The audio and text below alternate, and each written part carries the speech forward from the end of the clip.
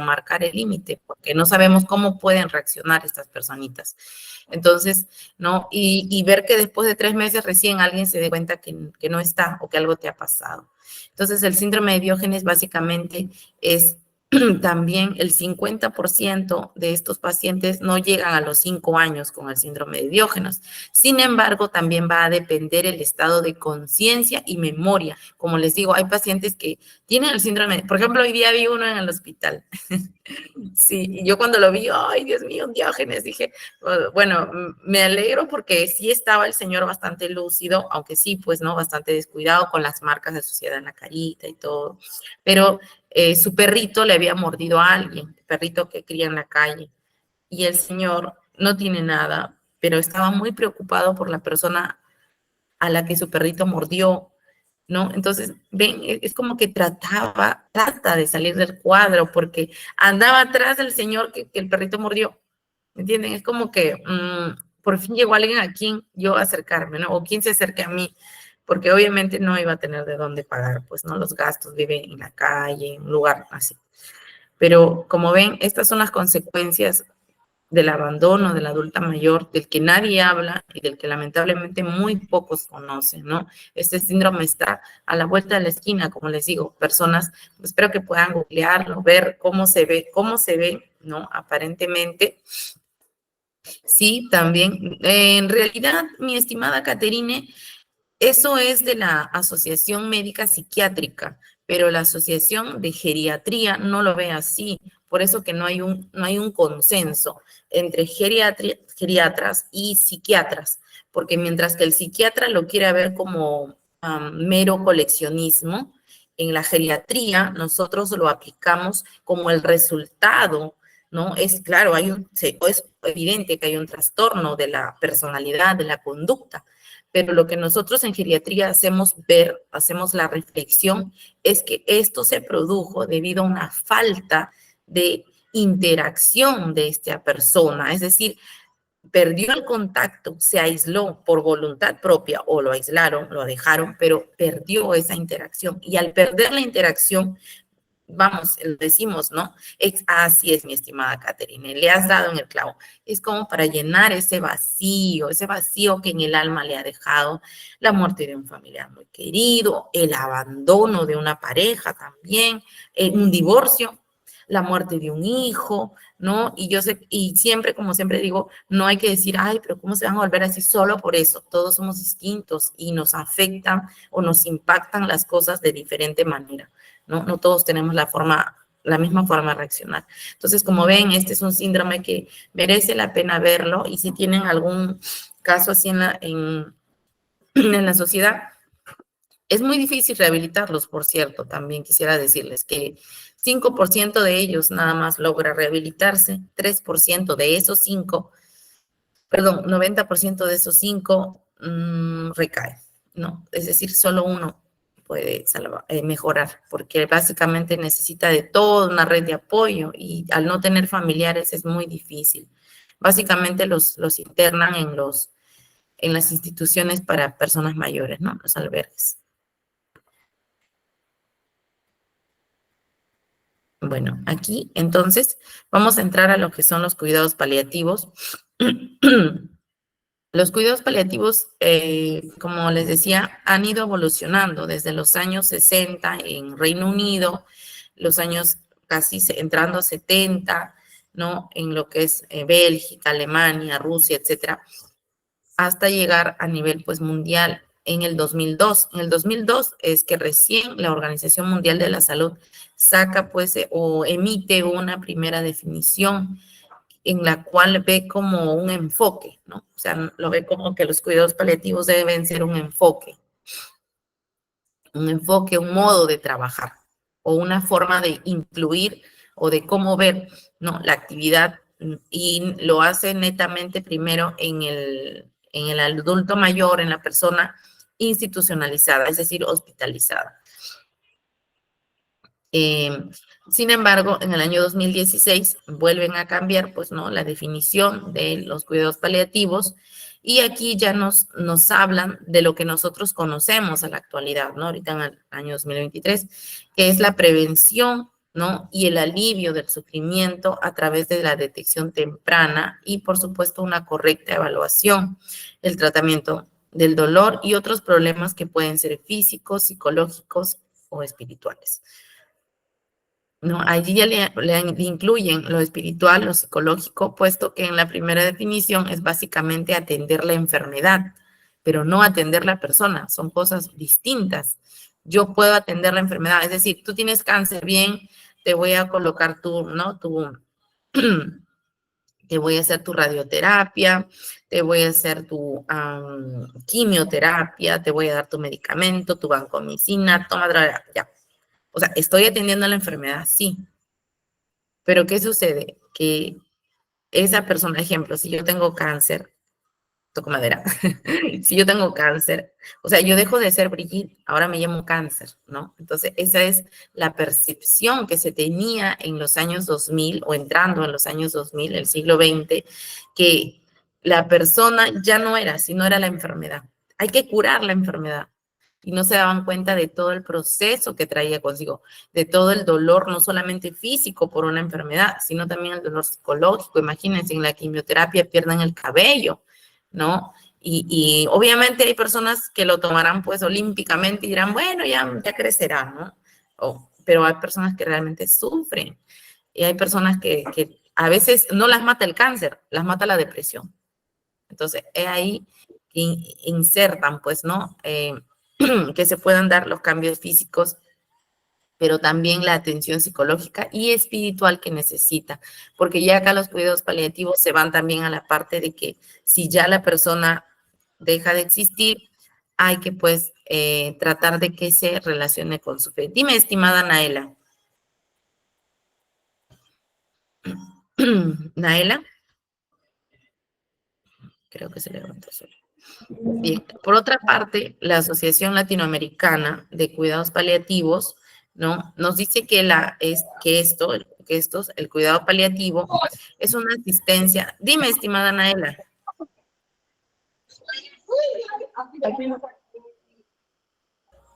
Hola, hola. Hola, Hola, hola, buenas noches, buenas noches. Naela. Hola.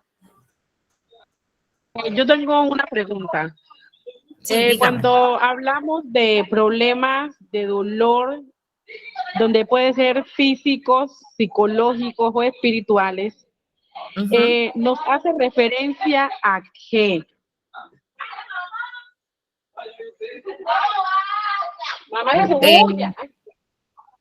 ¿Te refieres a qué tipo de dolor físico o no te entendí? Sí, de dolor físico, de dolor espiritual, psicológico.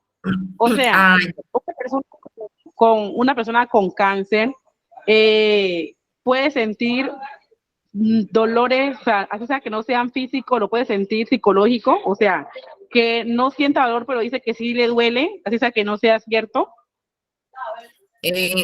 hay un término para eso que se llama la hipocondría, ¿no? Pero la hipocondría es algo psiquiátrico, es decir, es cuando exacto lo que tú refieres, es una persona que te dice que le duele, pero que no hay razón para el dolor, ¿no? Que no hay razón. Sin embargo, en pacientes con cáncer sí está evidenciado científicamente que el nivel del dolor que ellos tienen son 40 veces más del que podría soportar una persona en condiciones normales, ¿no? Habituales. Entonces, sí hay un dolor físico. Entonces, muchas veces yo lo que me refería con el dolor psicológico es el impacto que genera la enfermedad. Por ejemplo, decir, ¿no? Un paciente, yo, por ejemplo, tuve un paciente con cáncer de ganglios, cáncer terminal, ¿no? Y este pacientito, una cosa era el dolor físico que tenía que soportar, que era horrible, como él refería, ¿no? Por ejemplo, había momentos en que él me decía, señorita, póngame algo y máteme, de verdad. O sea, sí me decía, máteme. Y que me pongan Sí. algo, máteme, ¿no? Y entonces, ¿pero qué le dolía más? Que sus familiares no le crean.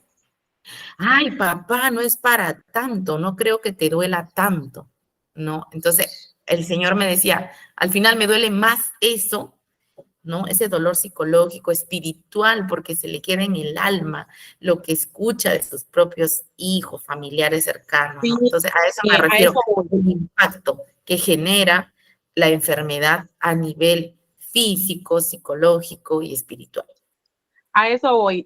Yo tengo mi papá, él tiene cáncer de próstata y hace 2 Bueno. años se lo detectaron. Inicialmente era un dolor, o sea, Sí, mi estimada Naela, se te escucha. Hola, Naela. Creo que tiene problemas de señal. Sí, efectivamente el cáncer de próstata, bueno, todos los tipos de cánceres, he visto varios, cáncer de estómago, de hígado.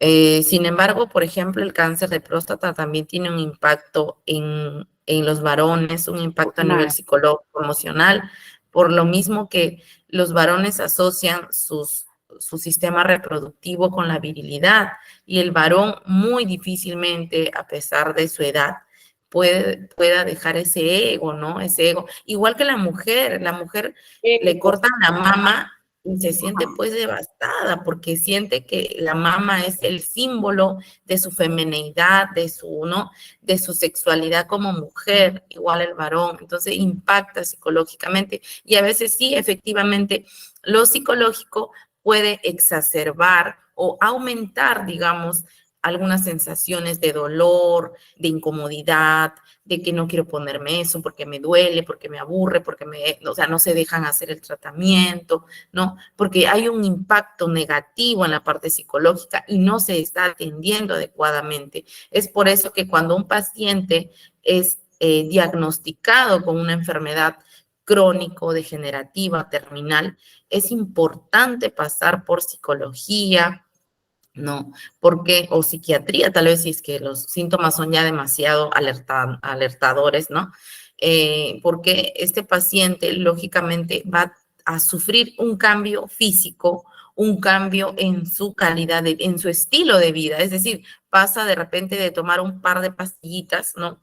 A tener que aplicarse a la vena, a tener que tener un catéter en el cuello, si es que necesita quimioterapia, si necesita diálisis, etcétera, ¿no? Entonces, ese cambio genera un impacto y ese impacto psicológico se va a hacer sentir porque la persona va a decir, no, no quiero que me pongan nada, prefiero morir, pero por dentro no Sí, quiere eso, por dentro quiere vivir. Entonces, claro que necesita sí. una persona, un terapeuta o un psicólogo, Es porque como, sí, y que la persona sea empática, que la persona se ponga en el lugar del otro, es algo muy difícil. De pronto hay personas que de pronto no tienen ese, como ese corazón, no sé. así es, estimada Anaela. ¿Y cómo está tu papi? Muy bien. O sea, yo estoy sorprendida porque inicialmente decían que ya era metástasis. No Ujú. entiendo, la verdad no entiendo cuando hablan de metástasis se refiere a qué, si ya te ha invadido, si ya no hay nada que hacer, no sé. Porque hace 2 años le detectaron la enfermedad y pues yo lo veo muy bien. Ahora está más gordo, ya se alimenta mejor, porque anteriormente él era alcohólico, él tomaba mucho y yo creo que pronto por el alcohol vivía como dormido, como que no sentía, pues no sentía dolor. Y cuando ya dejó de tomar un día, sí, Anestesiado. inició con el y pues ahorita ya está muy bien, gracias a Dios. Ya las quimios por intravenosa ya no la está necesitando. Solo toma pastillas y cada 3 meses va a revisión y está gordo, está, mejor dicho, un papi. Lo ves muy bien, lo ves muy bien. Cuidado con Sí, la mami ahora. Muy bien, sí. excelente. ¿Ves? Y qué bueno que lo tomes así. Y gracias por tu participación, porque en realidad es así, si nosotros le damos los cuidados necesarios, porque cuidados paliativos no es, como ustedes ven aquí, no dice preparar para la muerte, ¿ah? Por si acaso. A veces confundimos como, cuidado paliativo, ya lo voy a preparar para morir. No, no siempre, es como en el caso del papito de Naela, ¿no? Que tiene una enfermedad que necesita, como bien dice su nombre, alivio del sufrimiento, de este sufrimiento físico, psicológico y espiritual, ¿no? Entonces, es aliviar, es detectar temprano, ¿no? ¿Dónde es que tengo que actuar? Eso es el cuidado paliativo, es una intervención más activa del cuidador. Es decir, ya no me centro en, levántese, tome su pastilla. No, sino me centro en, por ejemplo, no se le cayó la ceja. Bueno, si es una señora que de repente le ha gustado mucho el maquillaje, pues le pinto ahí me pongo a ver el tutorial, de repente no somos buenos maquillando, ¿no? A pintarle, porque ahora creo que te las pintan y quedan muy bonitas, ¿no? Entonces, o al familiar que le compre una peluca, o se rapan todos en la casa, pues, ¿no? Entonces, cosas así, que como ven es una intervención más activa, más interactiva, ya no es solamente que yo cuido, sino yo me interrelaciono, me conecto con la persona que estoy cuidando, ¿no? Para brindarle una asistencia, como ustedes ven, más integral, más conectada, más fluida con mi paciente, ¿no? Que lo necesita. Y no siempre está al final de sus días, como por ejemplo el papá de Naela, que logró vencer al cáncer, que está logrando vencer al cáncer y que muy pronto Dios quiera y lo haga, ¿no? Y pueda continuar con su vida, pero ya como dice, pues como un soldado victorioso, renovado. Sí, de guerra. Gracias, estimada Naela. Gracias por tu Un gusto. participación. ¿No? Entonces, por ejemplo, aquí también la sociedad latinoamericana nos dice, ¿no? De que es una asistencia activa, holística. Holística quiere decir integral, que aborda todas las esferas de la vida, ¿no? De las personas de todas las edades. Bueno, esta es la sociedad peruana sobre cuidados paliativos.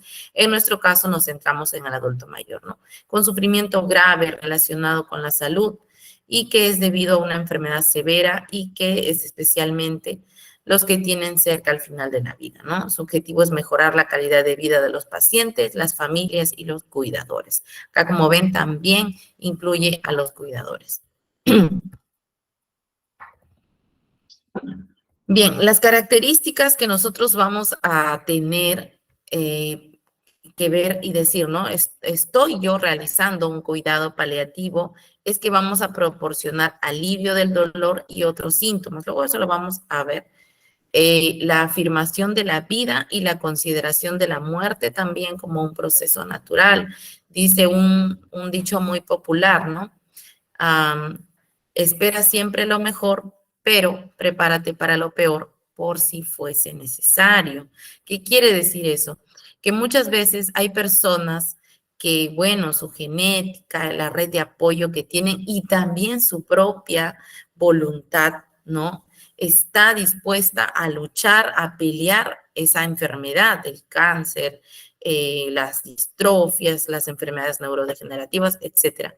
Pero también sabemos que muchas de estas batallas no se ganan, ¿no? No gana la persona y lamentablemente fallece. Entonces tenemos que tener como una opción en mente la muerte para poder atravesar un duelo adecuado, un proceso natural, porque sabemos que el final de la vida es la muerte, ¿no? Que los cuidados paliativos no aplazan, es decir, no van a quitar el día que le toque morir, porque eso pues lo determina Dios, obviamente. Bueno, si creemos en Dios, y tampoco adelantarla. No la atrasan, tampoco la adelantan. Asimismo, los cuidados paliativos van a integrar aspectos psicológicos y espirituales. Esa va a ser la gran diferencia entre yo darle un medicamento porque bueno, le tengo que dar, porque si no, le doy su furosemida, porque si no, le sale sus edemas, se le hinchan sus piernas, ¿no? Ese es un cuidador normal, que lo hacemos todos, un cuidado para un paciente que tiene, pues, ¿no? Una enfermedad, un ICC, una insuficiencia cardíaca congestiva, etcétera. Sin embargo, cuando ya integro los aspectos psicológicos de preguntarle cómo está, qué tiene, si cree en Dios, es decir, conectar más allá, ya estoy hablando de un cuidado paliativo, ¿no? Ofrecer un sistema de apoyo. En este caso, si vemos que la persona está al final de sus días, obviamente tenemos que ofrecerle la oportunidad de ver, por ejemplo, a amigos, familiares que hace mucho tiempo no ve, ayudarle a escribir una carta, ¿no? De repente diciendo lo que nunca pudo decir o cumplir un sueño de algo que alguna vez tuvo cuando era joven, ¿no? De hecho, si somos jóvenes, por favor, hagámoslo, porque si hay algo de lo que los adultos mayores se arrepienten, no es de algo que hicieron, sino de algo que dejaron de hacer. Esa es la verdad. Ah, mira, tiene Pompe. Sí, la enfermedad de Pompe es también bastante discapacitante y tiene un impacto bastante devastador en el paciente y en sus familiares, ¿no? Ver cómo la enfermedad, pues, prácticamente, digamos, se devora al paciente. Es una enfermedad muy deteriorada, muy deteriorante.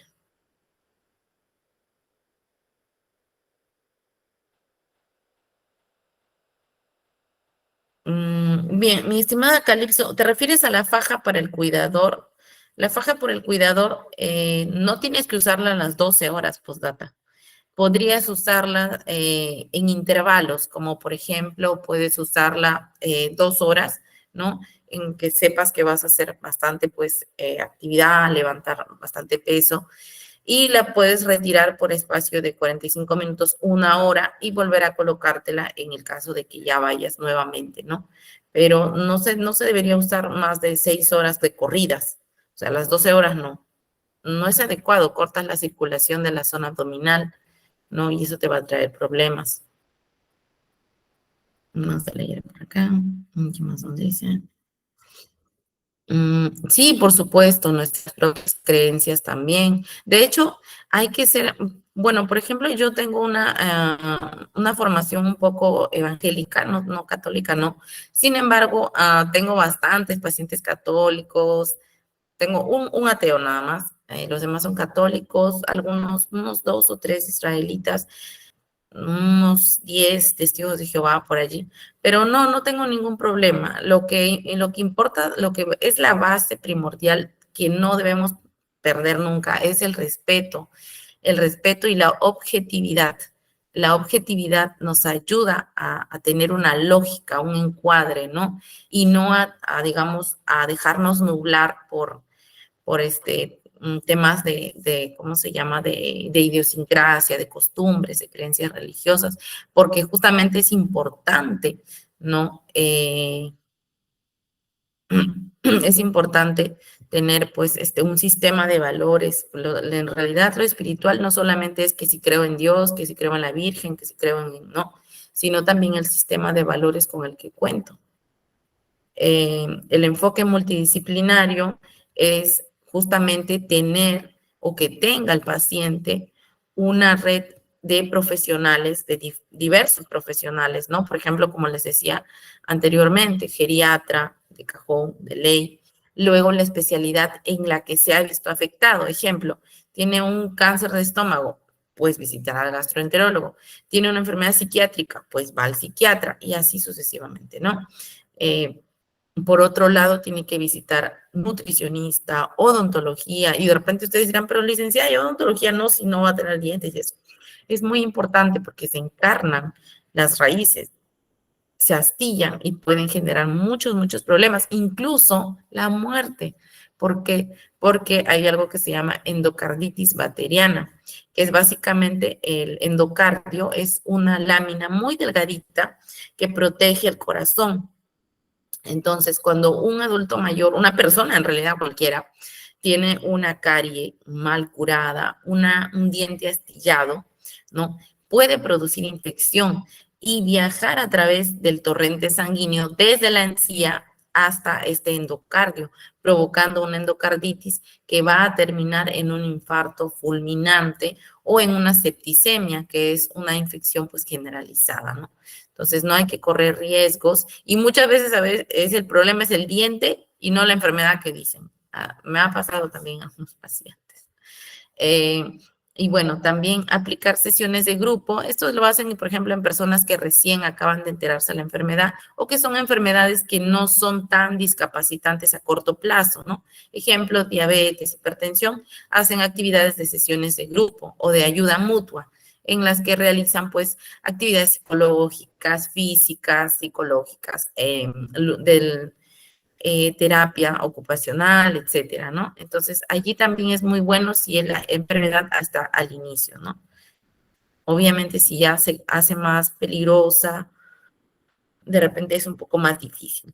Bien, aquí, por ejemplo, ya hemos visto las enfermedades crónicas, ¿no? Que resultan en que el paciente necesite cuidados paliativos, ¿no? Hay enfermedades neurodegenerativas, las cuales cursan con deterioro cognitivo y alteraciones psiquiátricas, las cuales afectan, por supuesto, también a los nervios vasomotores, con lo cual va trayendo una discapacidad, un deterioro de la movilidad y posteriormente a una dependencia total, ¿no?, del paciente, y que en muchos casos pues va a terminar con la muerte. Las enfermedades no transmisibles y las osteomusculares. Allí tenemos la diabetes, hipertensión arterial y las complicaciones de estas, así como la artrosis, los problemas de, por ejemplo, acá, ¿no?, fracturas de cadera. Las fracturas de cadera no siempre son operables por la edad, entonces suelen ser también un gran problema para el adulto mayor. Y por supuesto los cánceres, ¿no?, de pulmón, de estómago, de piel, etcétera, que van a causar, lógicamente, que el paciente requiera cuidados paliativos.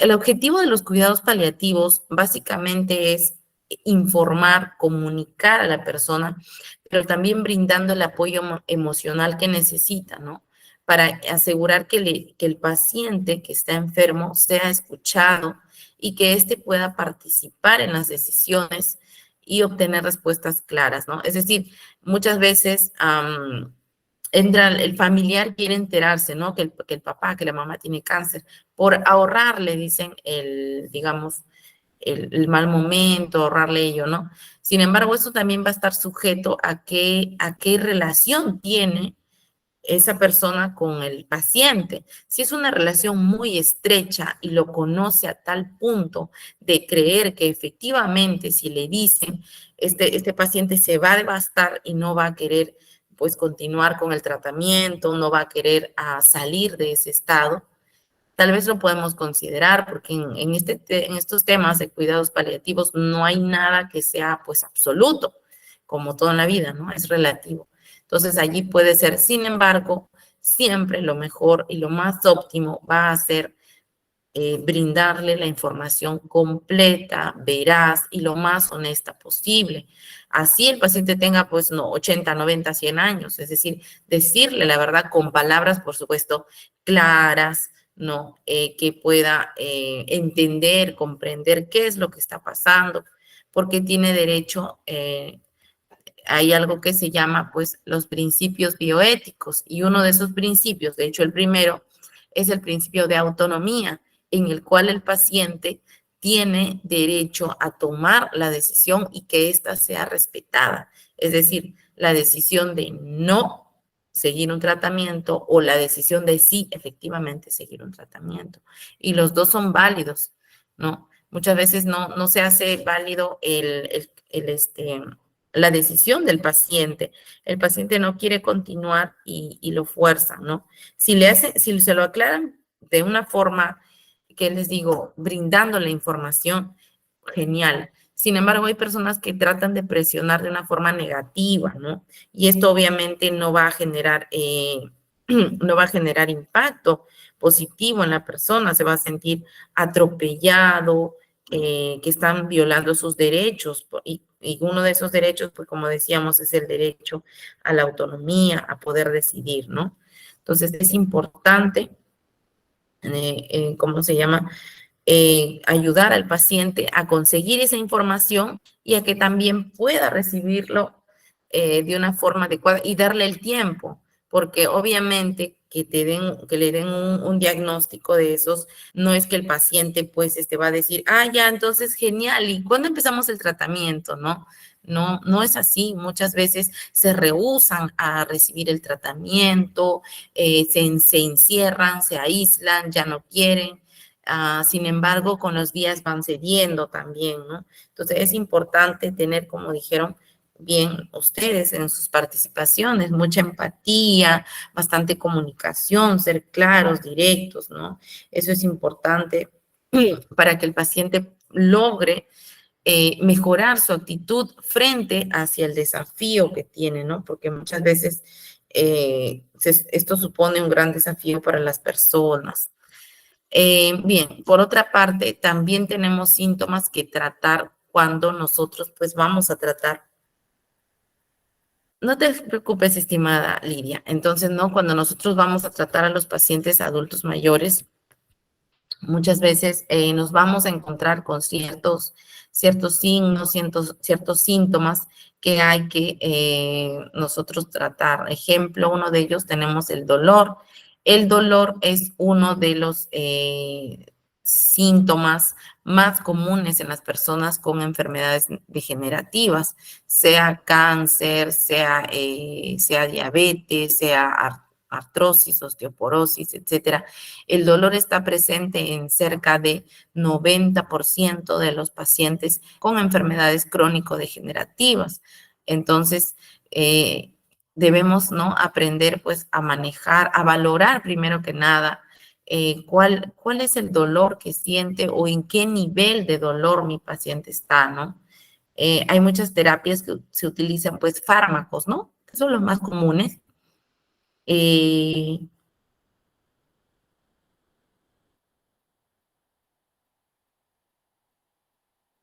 ¿Dónde está? Ya, aquí está.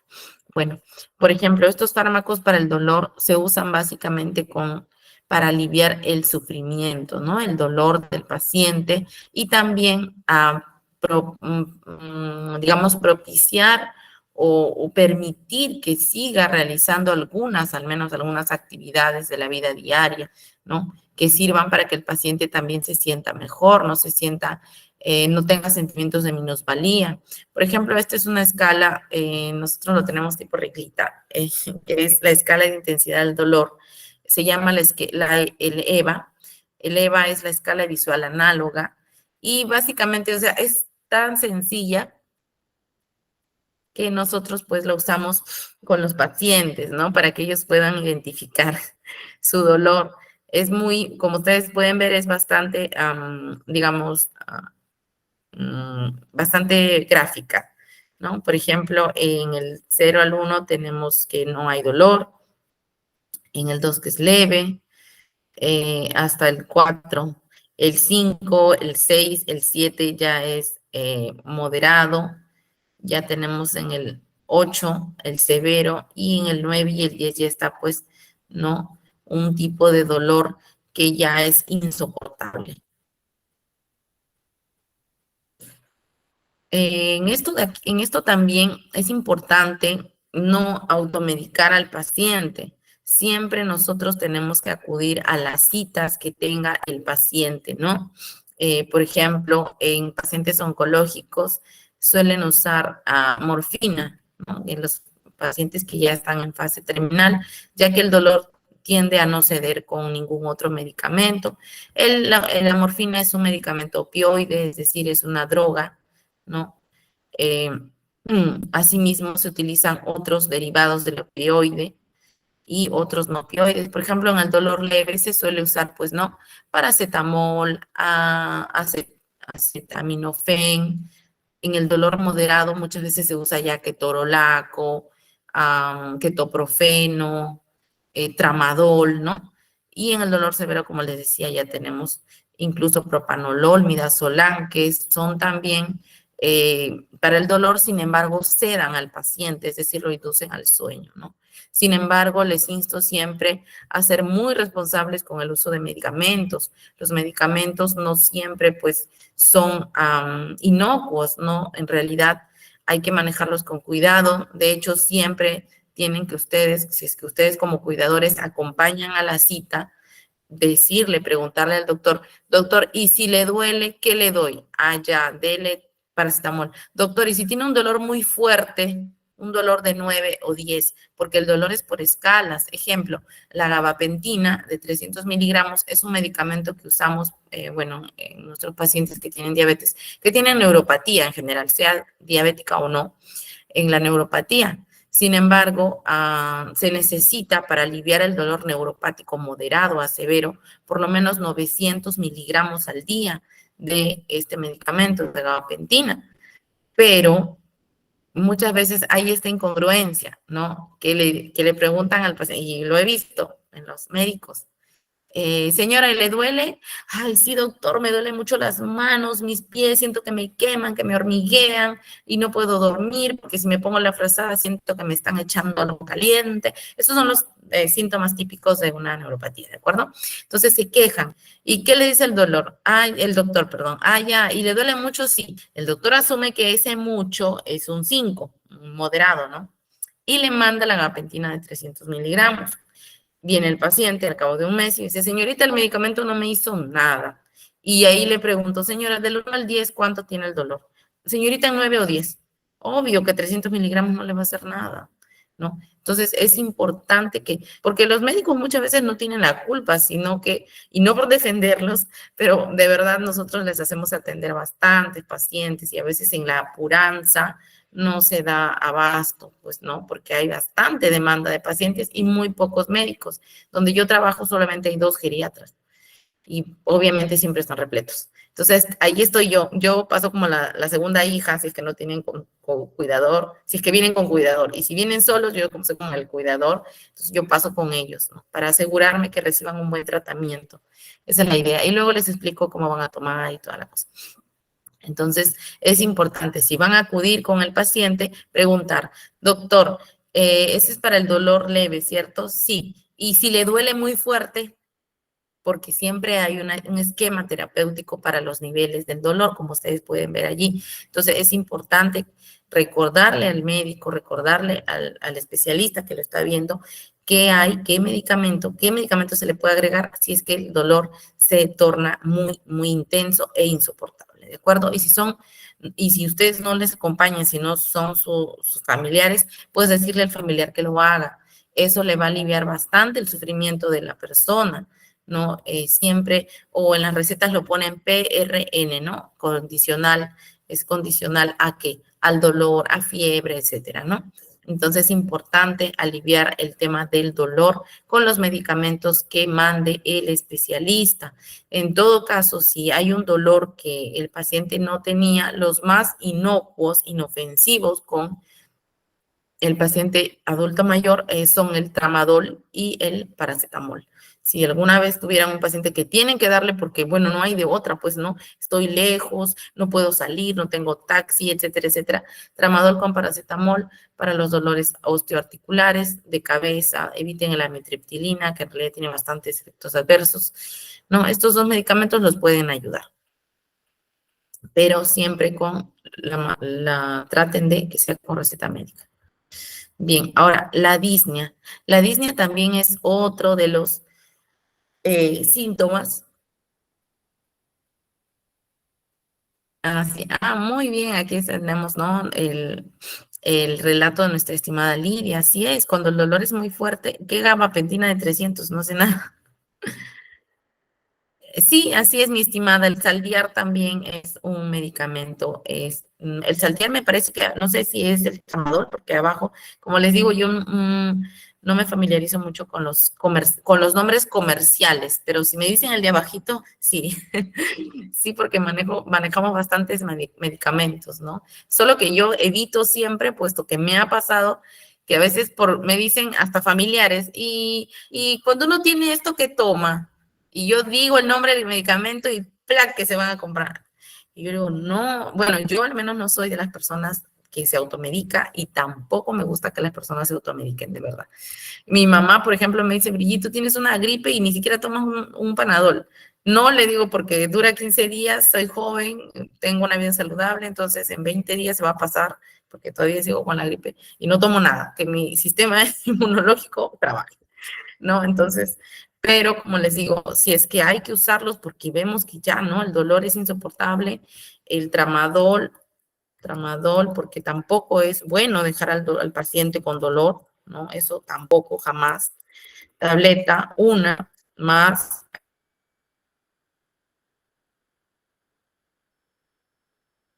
voy a escribir, más el paracetamol de 500 miligramos en tableta también. Vienen juntos pero están más caros, más costosos, entonces yo les digo siempre los nombres genéricos porque cuestan menos, tienen el mismo efecto y son bastante económicos, ¿no?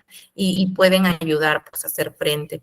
Por ejemplo, en los pacientitos que tienen diarreas, en las diarreas también crónicas se insaban, por ejemplo, en pacientes con diabetes ya con 20, 25 años de evolución de historia, la gastropatía entérica, que hace que el paciente tenga diarreas, lo cual obviamente lo va a llevar a la deshidratación y a la pérdida de electrolitos importantes que necesita para mantener una vida pues activa, normal, ¿no? Entonces, para ellos también, por ejemplo, la loperamida es muy bueno, una vez al día nada más. Si es que les da las diarreas de día, pues se le da en la mañana. Si le dan las diarreas de noche, pues le doy de noche antes de ir a dormir. Eso les ayuda bastante. Como digo, no me gusta mucho la automedicación, pero a veces hay médicos que no les recetan nada también, ¿no? Viendo que sí están sufriendo. Entonces eso tampoco no es bueno. Definitivamente no. Yo, por ejemplo, no tomo porque para mí puedo tolerarlo, ¿no? Puedo tolerar mi dolor de garganta, todo. Entonces, en caso de la disnea, esta hace referencia o significa la dificultad para respirar, ¿no? Es un síntoma y un signo a la vez porque muchas veces se nota en el paciente, ¿no? El tiraje costal, pues que también decía, ¿no? Es como que las costillas se inflan más, intenta inflar más el pecho y siente, ¿no? Como ven en la imagen, ¿no? Como que el aire no le llegara a pesar de que está respirando. Entonces, y esto pues obviamente puede ser causado por diversas entidades, ¿no? Patológicas como la enfermedad pulmonar obstructiva crónica o EPOC, el asma, un trauma torácico, es decir, un golpe o de repente algún tipo de lesión que tenga en la zona abdominal que afecte también a la región torácica, como por ejemplo tumores, inflamación del hígado, ¿no? La hepatoesplenomegalia, inflamación del hígado, del vaso, del páncreas. Entonces, esto también va a hacer que el paciente no pueda usar los músculos accesorios del tórax para poder respirar, ¿no? Y básicamente en los cuidados paliativos lo que se hace es valorar el uso de oxígeno, oxigenoterapia, y también en la realización de ejercicios de relajación y respiración, ¿no? Por ejemplo, como relájate, vamos a respirar, o también cuando es necesario, ya por ejemplo en pacientes con EPOC terminal, se usa el oxígeno, ¿no? La oxigenoterapia, a veces por cánula binasal o por máscara de reservorio. Sin embargo, es importante también que esto se hace bajo supervisión médica, ¿no? Y que es el médico el que indica, por ejemplo, cuántos litros por minuto va a pasar, cuál va a ser el dispositivo que se le va a colocar al paciente, etcétera. Bueno, para ello también en la disnea es importante colocar al paciente en una posición cómoda, que es semi-Fowler, es decir, no es inclinado, pero lateralizado, si es algo que pueda obstruir, es decir, si tiene muchas secreciones, puesto que al aplastar con su propio cuerpo los pulmones, va a evitar también o va a impedir que expanda la caja torácica para respirar. Entonces, lo mejor es lateralizado, ¿no? Y también hacer las palmoterapias, cambiar de posición boca abajo o cúbito prono. Introducir distractores también es importante, cambiarle de tema. Oye, señora Rosita, ¿te acuerdas de la vecina tal?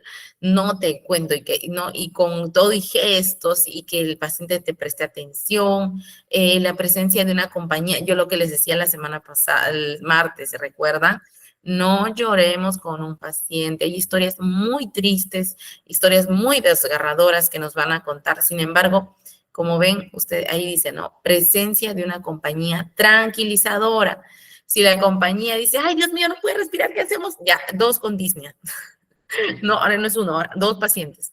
Entonces, es importante que la persona que cuida, yo sé que ustedes ya tienen experiencia cuidando, entonces ya han logrado controlar, ¿no? Sin embargo, para las personas que recién de repente están incurriendo en este tipo de servicios, es importante mantener una actitud tranquila. Eso no quiere decir que no te importe, ¿no? Al contrario, eso va a permitir que uno sea objetivo y uno diga, no, ay, espera, necesito esto, necesito aquello, voy a llamar a la ambulancia si es la primera vez que pasa y no tengo pues un balón de oxígeno, no tengo nada, ¿no? Pero lo importante también es tener los dispositivos, un pulso oxímetro, por ejemplo, es de gran ayuda, ¿no? Entonces, de esa forma ayudarse. Por ejemplo, facilitar un ambiente abierto y tranquilo, donde pueda tener un poco pues de digamos, de ambiente libre para que pueda respirar. Sabemos que en ambientes cerrados el oxígeno se va transformando en dióxido de carbono. Así, si estamos reunidos muchas personas en un ambiente que está puerta, ventana cerrada, todo cerrado, ¿no? ¿Qué sucede? Nos consumimos el aire. ¿Por qué? Porque, miren, yo respiro, exhalo. ¿Qué estoy exhalando? CO2.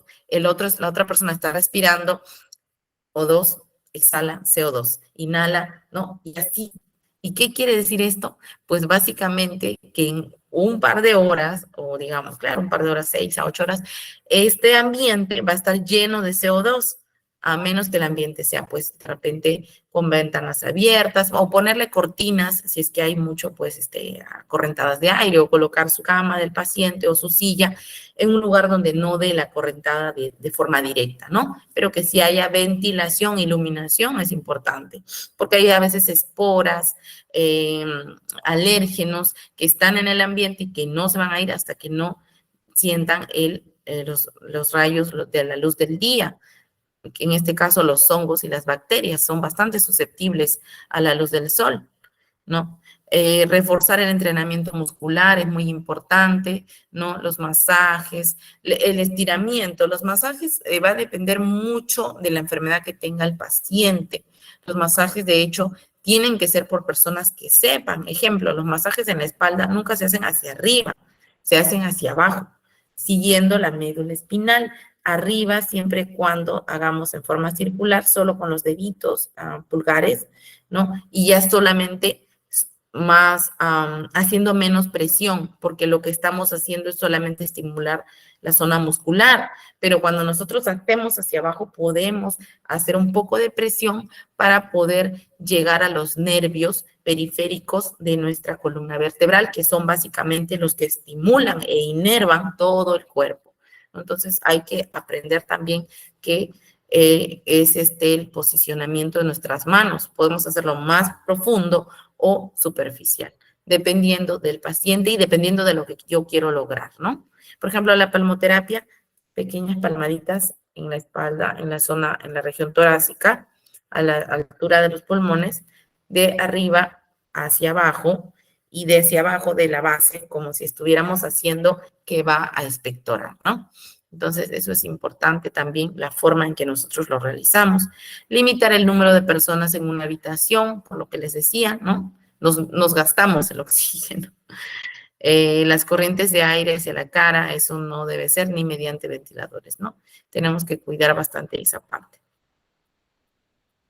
Aquí también tenemos síntomas digestivos que van a aparecer en pacientes con cáncer, en pacientes con Parkinson, en pacientes de verdad con todo tipo de enfermedades, vamos a tener síntomas digestivos. Aparte, algunos sí, otros no, pero van a estar allí.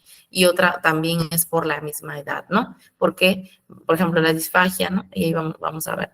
En el transcurso de las enfermedades, las personas de edad avanzada pueden presentar muchos problemas digestivos, como por ejemplo la mucositis o inflamación del tracto gastrointestinal, ¿no?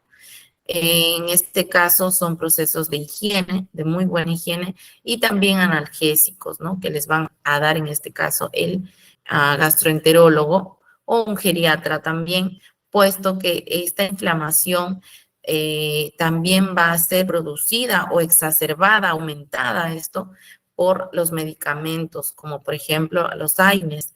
Los AINES, los antiinflamatorios no esteroideos, tienden, y los corticoides tienden a inflamar, como por ejemplo naproxeno, ibuprofeno, hacen úlceras. Entonces es muy importante que si mi paciente tiene inflamación del tracto gastrointestinal, no darle ibuprofeno, no darle naproxeno. Ya les iba diciendo, ¿no? Para el dolor, tramadol y paracetamol, nada más. No naproxeno, no.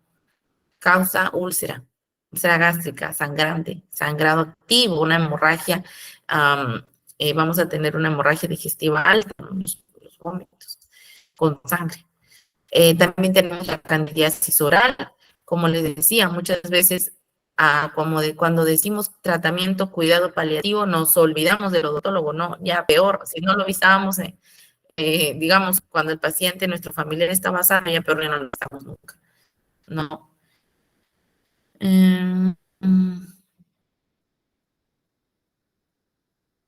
Ay, mira, mi estimada Rosa, sí, ellos son así, son tan fieles y leales los adultos mayores, ¿no? Uno dice, a veces me pongo a pensar cómo habrán sido jóvenes, no sé, pero tampoco quiero saberlo, no importa, pero ¿Cómo es que cuando llegan a esa edad? Sí, te entiendo. Yo también tengo mis pacientitos así, que cuando yo no voy, es decir, porque yo voy por turnos, ¿no? Al hospital, trabajo 150 horas, entonces es como que van, está la señorita, bueno, yo me soy señorita, tengo dos hijos, pero mi señorita. Está la señorita Brigitte, y yo los acepto así su cariño, bueno, no, yo sé que me respetan y yo a ellos. Entonces, está la señorita Brigitte, no, ah, ya, ¿qué día viene? Jueves, ah, ya, vengo el jueves. Son terribles, yo les digo, ustedes son terribles, y si me voy, no, señorita, usted no se va a ir, no se puede ir, y yo le digo, ¿y si me muero? No, y son así. Ay, mi estimada Rosa, te entiendo. Y qué dolor también con uno, porque yo me quedo con esa nostalgia, digo, ay, han estado mal y me espera, ¿no? Ay, Dios mío, me da mucha pena, de verdad, te comprendo por ese lado. Yo de verdad, no sé por qué, yo siempre me río, pero de verdad me da mucha pena, en serio. Es un problema que tengo, que aunque esté triste me río, aunque esté molesta me río, ¿no? Entonces, un pequeño detalle. Detalles nada más, pero sí es bastante difícil. Yo te aconsejo que lo pienses bien, mi estimada Rosa. Si es algo muy, muy urgente por el que te tienes que ir, pero yo te aseguro que si tú te vas, esa persona no va a durar mucho, porque son bastantes años los que llevas con él, cuidando de esa persona. Y lamentablemente, pues los adultos mayores crean una conexión tan fuerte, más que incluso que en otros, por ejemplo, si ustedes ahorita son jóvenes y se casan con alguien, no le crean que son el amor de su vida, no le crean. Cuando lleguen a los 60, 65, 70, ahí le creen, porque ahí esa conexión va más allá. Es una relación mucho más fuerte la que establece una persona mayor. Y así que, estimada Rosa, piénsalo, porque tal vez ya no va a poder librarla, ¿no? Librar la vida en realidad de esta persona. Otra cosa también es la candidiasis, es básicamente la infección por un hongo cándida, que no es que se contagia por actividad sexual, por si acaso. Ay, una vez la avergonzaron a mi paciente. Si me pongo a contar la historia de mi paciente, me voy a tardar horas. Entonces, este honguito está normalmente en nuestra boca, está allí, ¿no? Pero lógicamente en cantidades que nuestra flora bacteriana propia, natural de la boca, le mantiene bajo control, ¿no? Como que ya, de ahí no te mueves, esa cantidad es suficiente para mantener pues una simbiosis, una sinergia, trabajan juntos. Sin embargo, que muchas veces se descuida esta área y los pacientes no les cepillan la boquita, no les lavan la boquita después de comer, después de tomar ciertos medicamentos o, por ejemplo, después de las nebulizaciones, ¿no? Donde se queda el aire atrapado, la humedad. Entonces, esto va a permitir que desarrolle pues esta candidiasis oral y muchas veces, como les decía, se infecta la cavidad oral y eso es lo que genera la muerte por una septicemia. Y me ha pasado un paciente mío con diabetes que no era para que muera con una septicemia, murió con una septicemia por una endocarditis bacteriana. ¿Y qué fue? Que el señor, bueno, sí, pues manejaba unas glucosas altísimas, tremendas, más de 400, tenía que bajar la glucosa para que le intervengan el diente. Pero el señor, pues bueno, tampoco tenía una red de apoyo porque no tenía hijos, su esposa es discapacitada visual. El señor se aprovechaba de las cosas, no hacía caso, seguía con la glucosa alta, no le podían intervenir el diente por la candidiasis y, bueno, las encías, ¿no? Atacaron todas las encías y más un diente, una carie. El señor se le hincha, esta parte se le edematiza horrible hasta aquí del diente, de la cavidad oral, y no pasan ni 2 semanas y falleció. Así de grave es esto. Entonces hay que tener mucho cuidado. La disfagia es la dificultad, ya lo decíamos, para ingerir, deglutir los alimentos. Y, por ejemplo, aquí ya nosotros por la edad avanzada o porque el paciente tiene ya algún problema, una enfermedad crónica, tenemos que diseñar o planificar una dieta que sea por un especialista nutricionista con conocimientos en geriatría, por favor, porque no es lo mismo. Me ha pasado de verdad, incluso por ejemplo, claro, he tenido que estudiar la especialidad, pero cuando converso con mis colegas que son de otra área o general, o sea, es como que tienen otro concepto, ¿no? Y yo también desconocía, entonces tiene que ser con conocimientos en geriatría, ¿de acuerdo? Y diseñar una dieta blanda a base de líquidos, por supuesto, pero no es se están dando cuenta, es blanda con líquidos. Es decir, no es que le voy a dar sopa, no es dieta líquida, es dieta blanda y líquidos a voluntad, ¿no? Que esto es agua, pueden ser calditos también, por supuesto, pero después de haber comido su dieta blanda. Náuseas y vómitos también van a haber en diferentes medicamentos, causan también esto. Se pueden minimizar con ayuda farmacológica. Por ejemplo, aquí usan metoclopramida en pacientes con problemas o dimenhidrinato. En la mayoría dimenhidrinato usan, ¿no? Porque el metoclopramida más que todo es para pacientes quirúrgicos, en pacientes con Parkinson no se puede usar, entonces es como que tiene muchos efectos adversos, así que más se usa el dimenhidrinato. En el caso del estreñimiento también se da en bastantes pacientes psiquiátricos, la mayoría de pacientes psiquiátricos. De hecho, ahora se está investigando, ¿no? La microbiota intestinal y las enfermedades psiquiátricas, neurológicas, cómo influye nuestras incretinas, que son esas partículas que se mueven a nivel intestinal y que tienen una gran conexión directa al cerebro, que recién se está, pues, ¿no? Allí, bueno, recién se está, como se dice, prestando la atención, porque ya se investiga hace una década más o menos.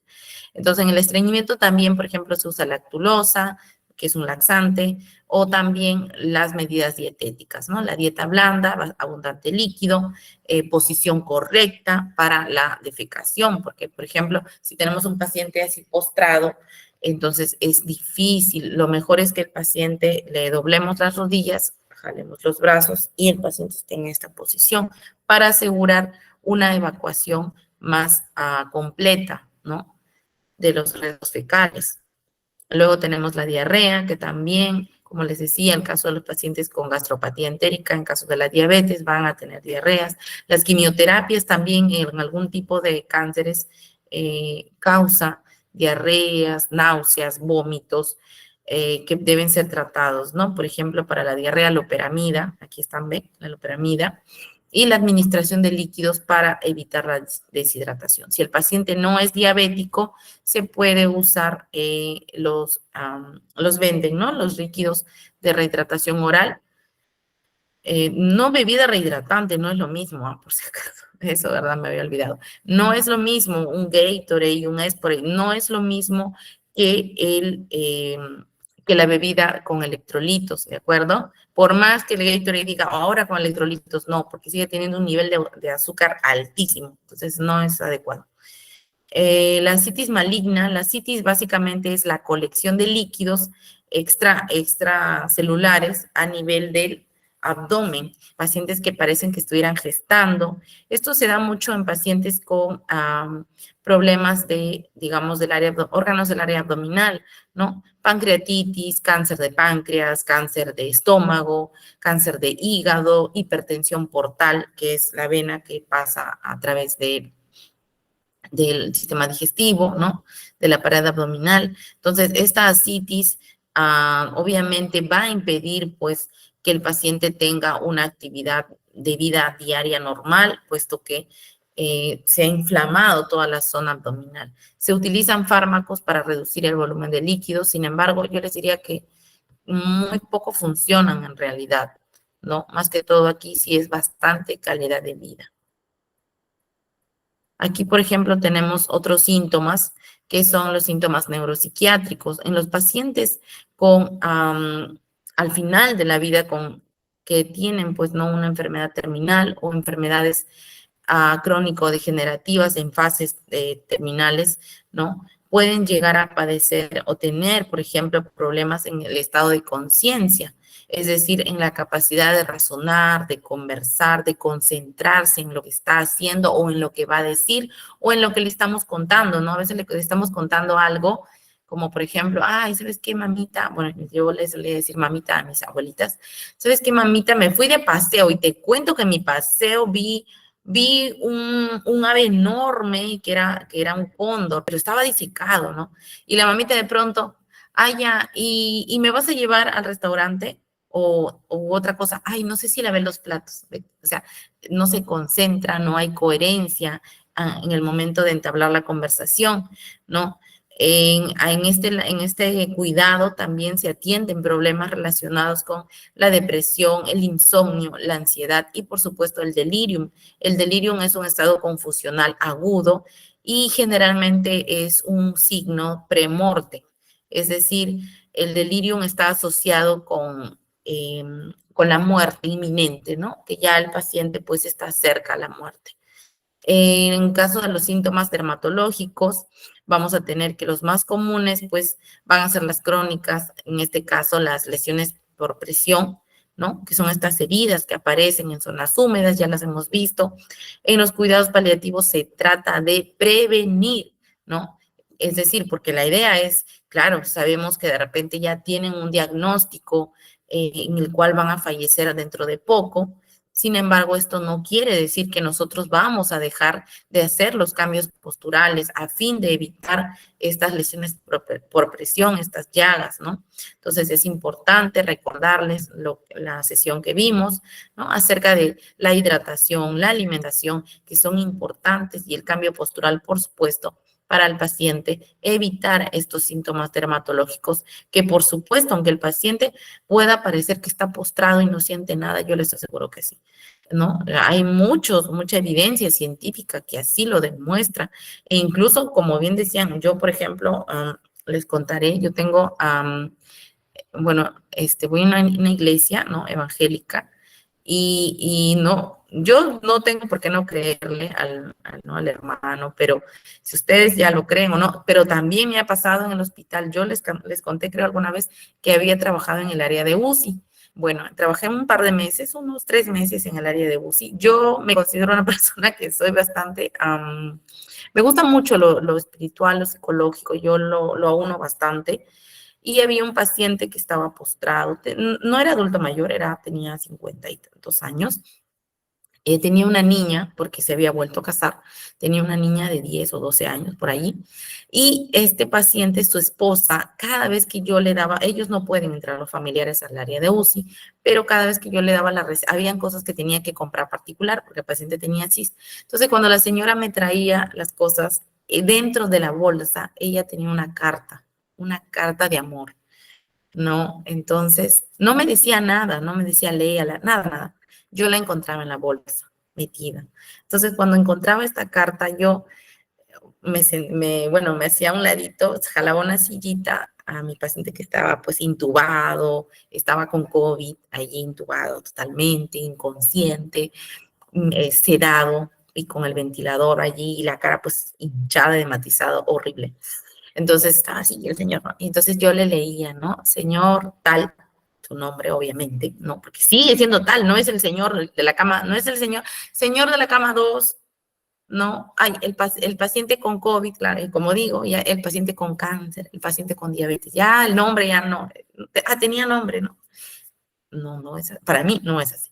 Entonces el señor tal, ¿no? Hasta ahora me acuerdo su nombre. Entonces yo me ponía a leerle la carta. Una carta muy linda, por cierto, con mucho sentimiento.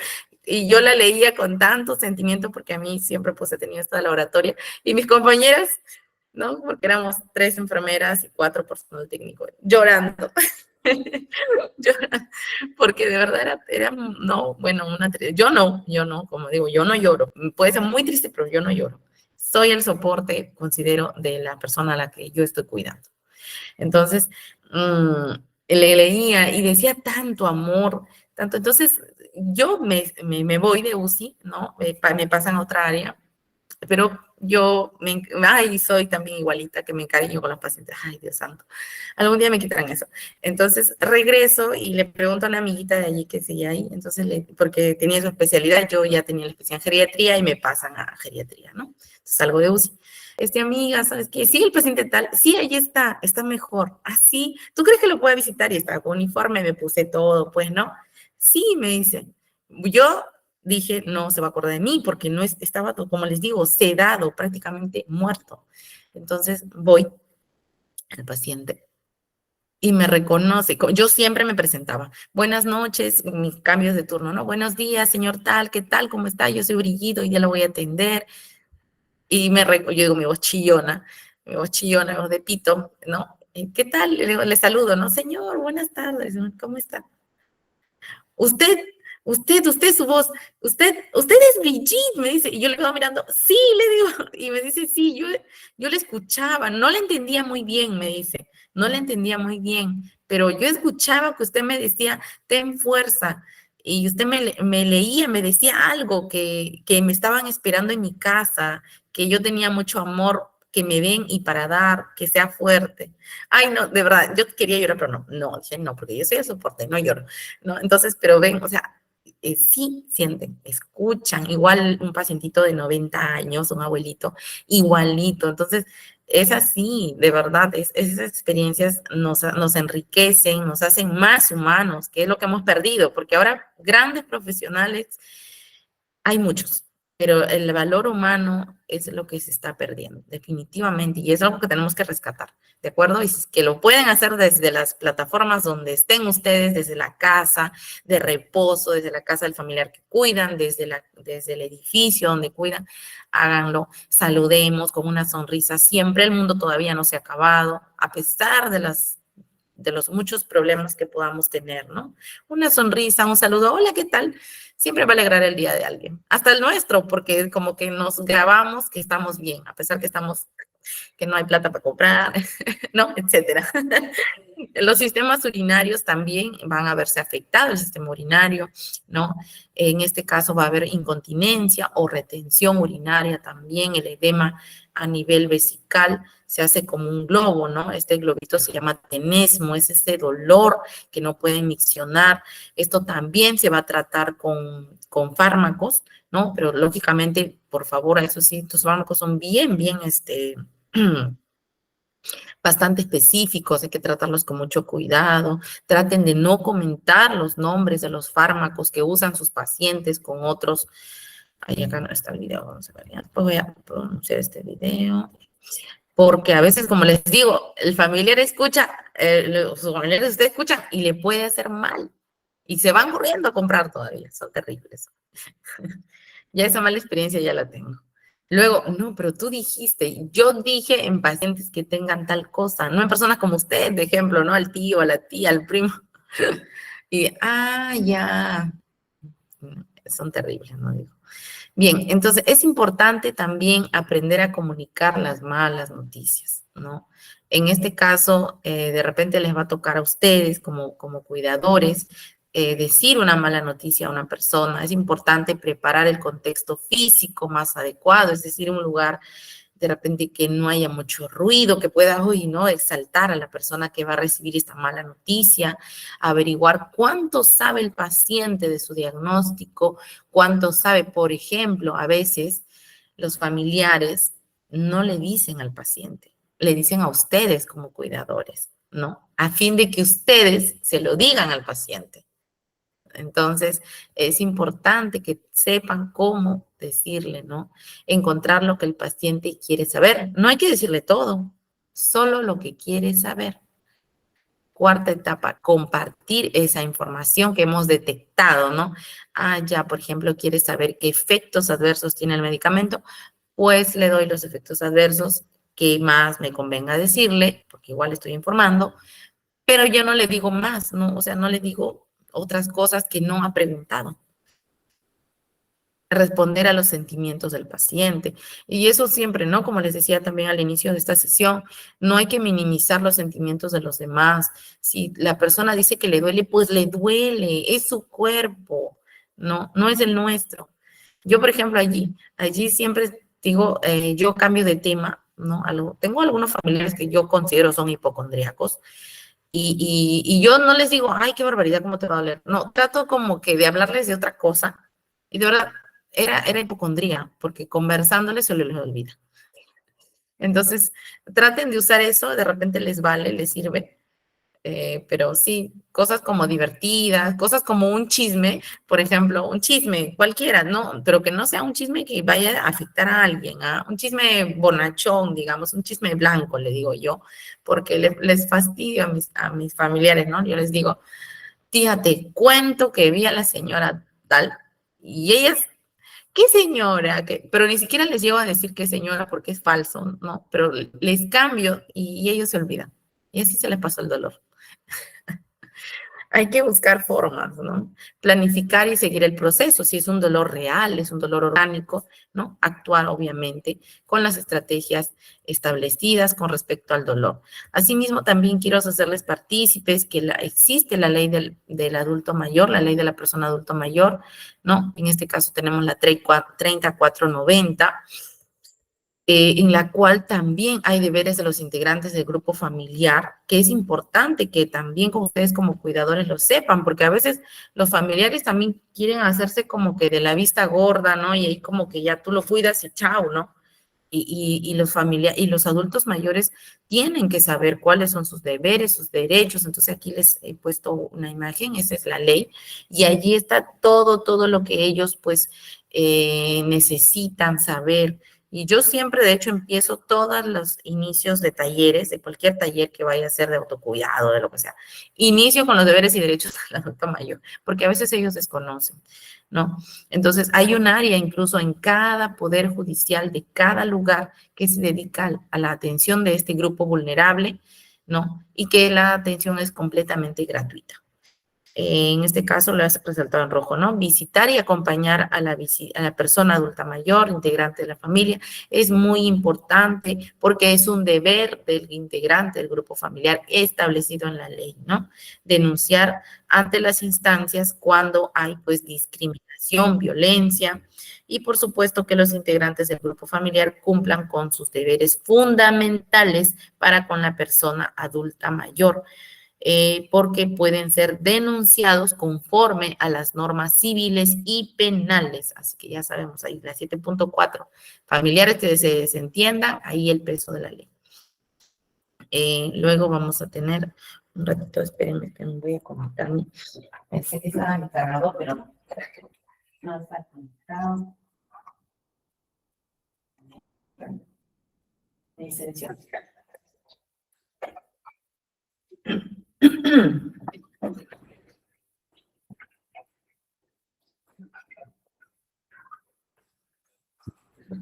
Ya está. Bueno, aquí, por ejemplo, la espiritualidad al final de la vida, como les decía, ¿no? Es una expresión de la capacidad de desarrollo para la autotrascendencia. Como bien decía una de ustedes, a veces nuestras propias creencias o religiones no nos permiten. Sin embargo, hay algo que cualquier religión, menos la atea, obviamente, coincide, ¿no? Coincide en esa trascendencia de la persona, en que los valores, las creencias resaltan los valores como la honestidad, el amor, el cuidado que pregonamos de esa supuesta religión, y todas van a coincidir, los testigos de Jehová, los católicos, todos coinciden en ese mismo sistema de creencias y valores de una persona, resaltando justamente el amor hacia el prójimo, ¿no? Un trato servicial, cálido, la sabiduría, la imaginación y, por supuesto, la compasión, ¿no? Asimismo, también en cada uno de ellos podemos ver cómo hay la existencia de una entidad superior, de un Dios, de una guía espiritual que puedan tener, ¿no? Para los budistas será pues Buda, para los, en mi caso, pues Jehová, Yahvé. En caso de los católicos tienen a las vírgenes, ¿no? Entonces, en cada religión. Lo importante es respetar esta parte espiritual que ellos tienen, no negarles la oportunidad. Por ejemplo, yo recuerdo que en el COVID había yo en ese tiempo no iba a la iglesia, entonces en el COVID había, pero tampoco, como les digo, nunca soy de faltar, si algo me enseñaron y se me quedó muy claro es el respeto. Entonces había una señora que le gustaba rezar el rosario, ¿no? Con su crucifijo, ¿no? Plantadito ahí, y se tapaba. Y la señora pues no podía respirar, imagínense, se tapa y se queda allí, ¿no? Entonces le digo, no, señorito, destápese y rece su rosario, usted puede sentarse, incorpórese un poquito, díganos que le ayudemos a colocarle las almohaditas. No, señorita, es que se van a molestar, es que de repente, es que no, le digo, nadie tiene por qué molestarse, si a ti te hace sentir bien rezar tu rosario, orar, no sé, rezar, como le llaman. Entonces, no hay ningún problema. La señora dejó de taparse. Y mejoró su saturación, porque de verdad, cada vez que se tapaba, se demoraba creo que como 40 minutos haciendo pues eso, no sé cómo le hacen, de rosario, esas cositas. Y la señora pues bien tapada, imagínense, ¿no? por vergüenza, por miedo de que le digan algo, ¿no? Entonces, eso es importante. Después ya en otra área había una señora que tiene una pequeña radio, chiquitita, chiquitita, y como otra enfermera no quería bulla, se lo botó a la basura.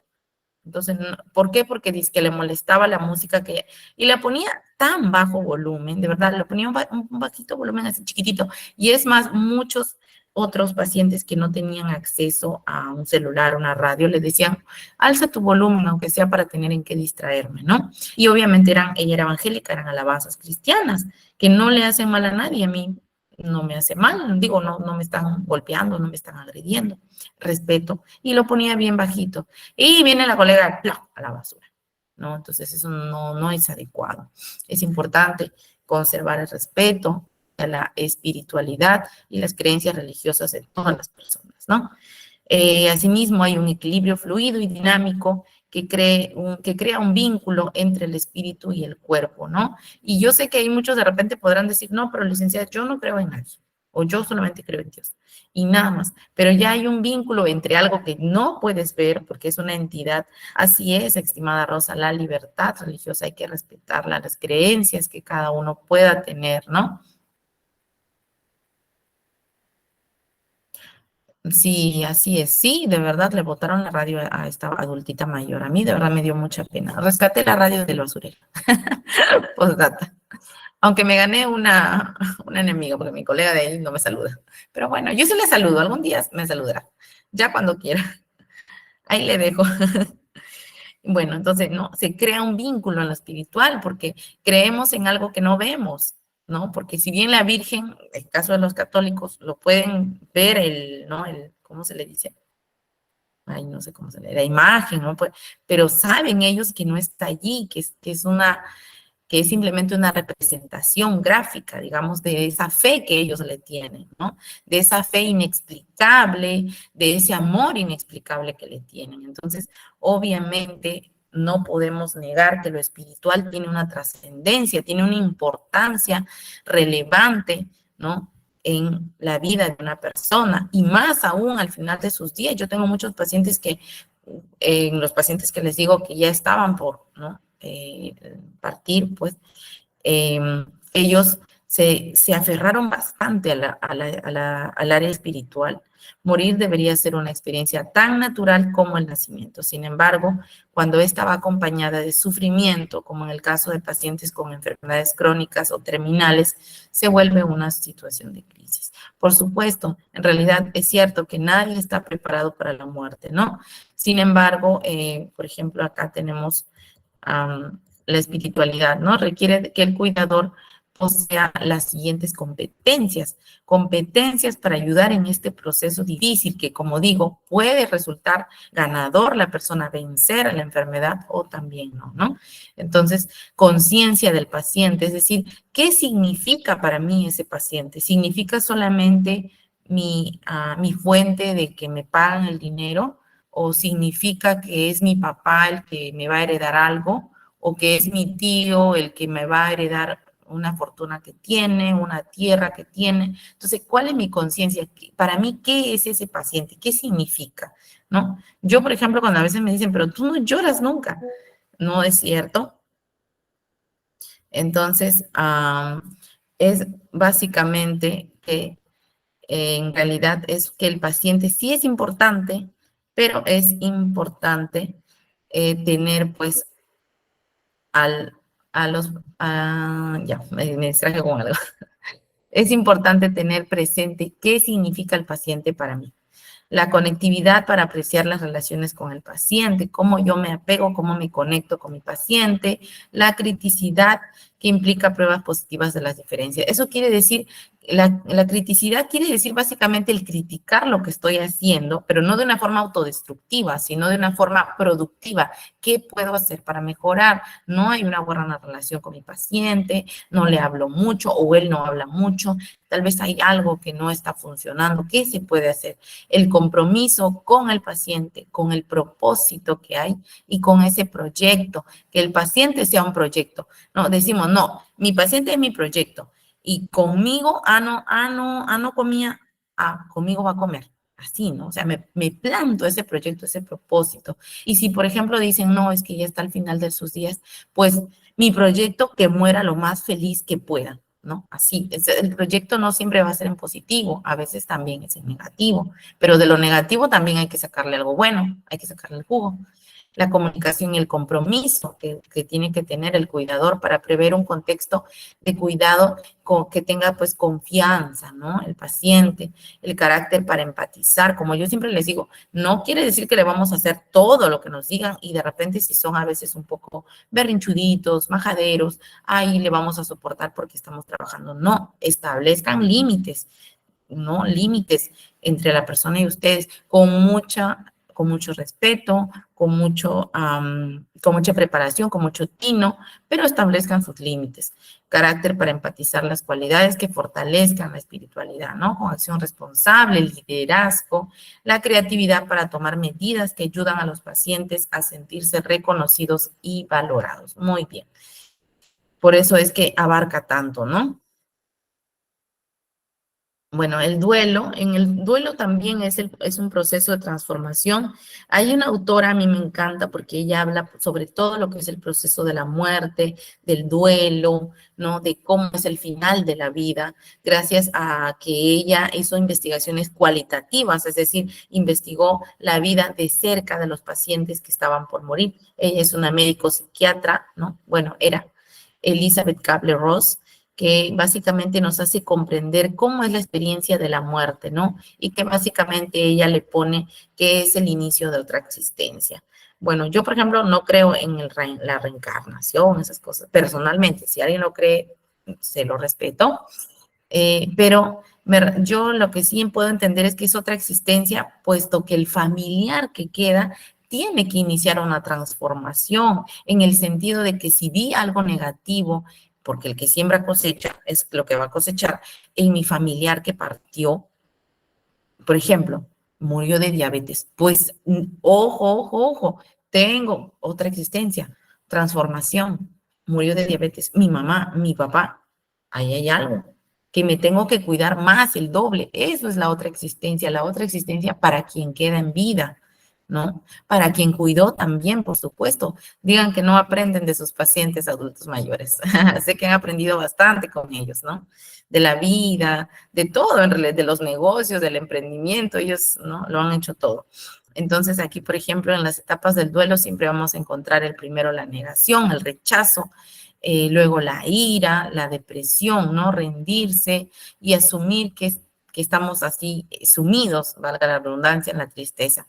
La negociación, el aceptar, el volver a asumir la pérdida, ¿no? Y por supuesto, al cabo de 6 meses u 8 en algunos, el aceptar que ya no está, que el dolor ya no está tampoco y que la persona ha pues partido, sin embargo nos quedan sus enseñanzas, su compañía y allí es muy importante por eso pasar ese proceso con la persona, con nuestro familiar, no abandonarlo en una institución, un hospital, un albergue, puesto que estas etapas se van a pasar más fácilmente cuando nosotros hemos estado de cerca en sus buenos y malos días, porque la sensación va a ser de que hice lo que tenía que hacer para ayudarle, ¿no? Y que obviamente hay batallas como contra la muerte que no se pueden ganar. Bueno, esto es todo por el día de hoy. Muchísimas gracias a cada uno de ustedes por llegar hasta el final de la sesión. Como bien hoy día hemos visto más que todo la parte espiritual. Yo sé que a veces es una parte que, bueno, generalmente no le tomamos mucha importancia, sin embargo, quisiera sembrar en ustedes esa semillita de que sí es importante y de que debemos tenerlo en cuenta, ¿no? La parte emocional, espiritual, la parte psicológica, emocional que tiene nuestro paciente. Bien, entonces, ¿tienen alguna pregunta? Porque me parece que van a jugar un Kahoot con mi estimada Rosalinda.